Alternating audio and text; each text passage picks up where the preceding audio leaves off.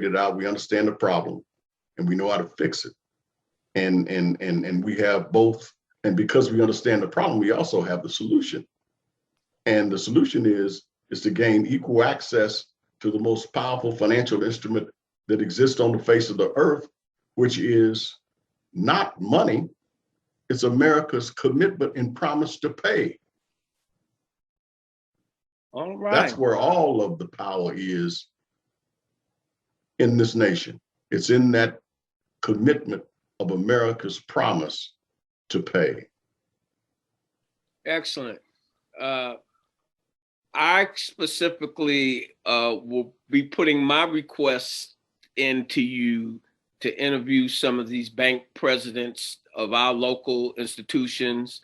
Absolutely. I bank at Liberty, and that's supposed to be a Black bank, and they have all kinds of surcharges for having accounts and what have you.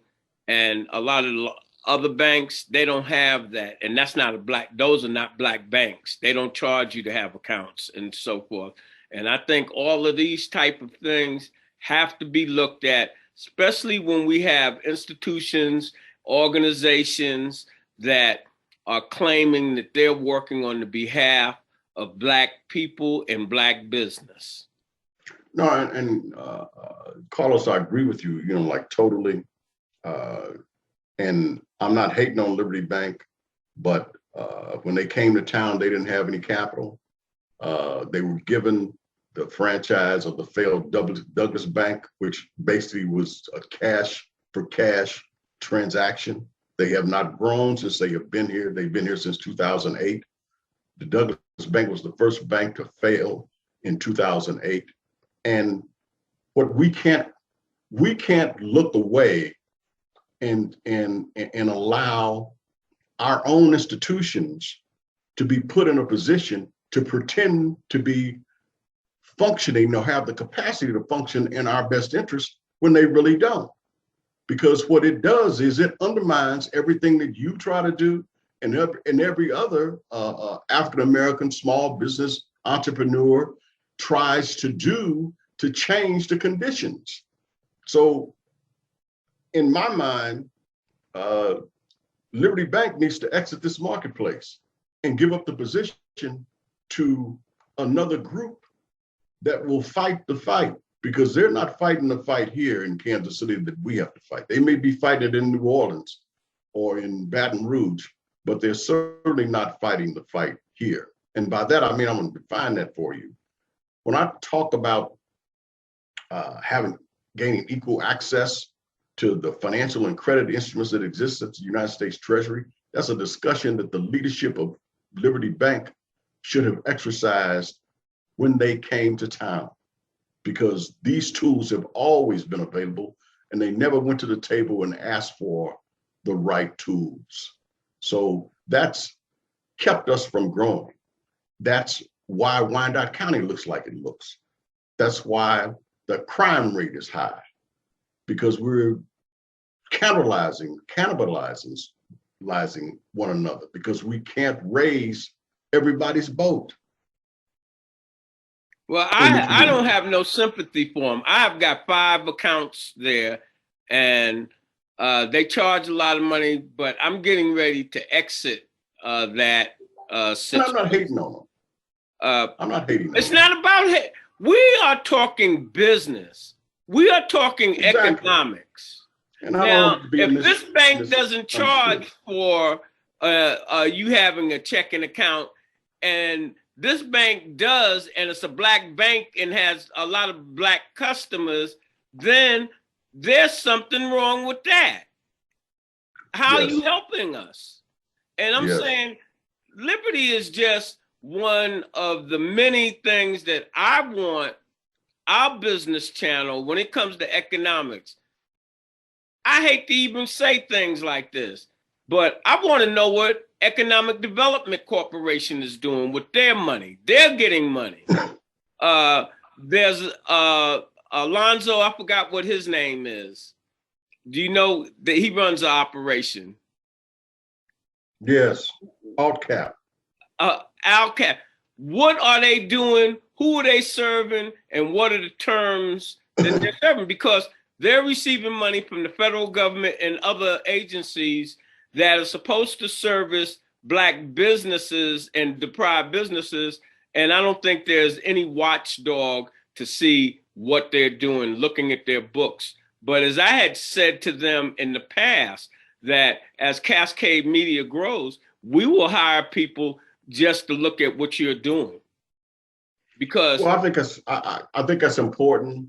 And I would invite Mr. Alonzo to our show because one of the other things that we can't do, we must stop, and that is these organizations that are pain pimps and they're pimping our pain and producing nothing. I want to look at Economic Development Corporation, because we've tried to work with them in the last 2 years. They have gaslighted us on interviews and so forth. And they might think that we have forgotten. Any one of you corporations or organizations that are looking at this interview, I told you we'll be back. And we're going to look into what is holding Black business in our community behind. And we're going to be looking at your books. And we're going to be looking at your emails, especially if you're nonprofit. You have to disclose this. Well, the in my mind, the nonprofit entity, and again, I'm not hating on that structure because it has its place. But what it cannot do is, and what it hasn't done, which has been its history in our community, is that it's not sustainable. I mean, in that, think about it. There's not a single investment that was made in a for-profit seed and venture capital or equity fund in Kansas City that became a public company that was dedicated to funding entrepreneurship in the Black community. After millions and tens of millions of dollars, both government and private, have been said to be designed and channeled through not-for-profits that are supposed to address the problem of disparity and economic deprivation in low and moderate income communities. That's absolute nonsense. If the American system runs on profit, for-profit institutions grow. Not-for-profits don't have the capacity to grow. And in not-for-profits, no one has to take personal responsibility for the success or the failure of the organization. I'm gonna cut you off on that because we getting ready to close out. I'm gonna end with this. Cascade Media Group, we've been interviewing HBCU presidents, and after the interview, I've talked to a couple of them for 30 minutes, 40 minutes on the condition of the Black community. You hit it on the head. As I have said, and they're in total agreement, our whole community is on a nonprofit footing around this country because it's designed. Everything we do is somewhat nonprofit. And when you have your hand out, you have to drink their Kool-Aid. And not only do you have to drink it, they require you to give it to your community. Yes. All things given, and the 1/3 of our community that have all these degrees and that are in these positions, they're supposed to be working on our behalf. I'm not saying that they don't, but they're limited at what they're doing because they're making these salaries and they don't want to lose those salaries because they're in the 1/3 of our community that's doing halfway well, and all of them have family in that bottom 3/4, and they don't want to be part of that.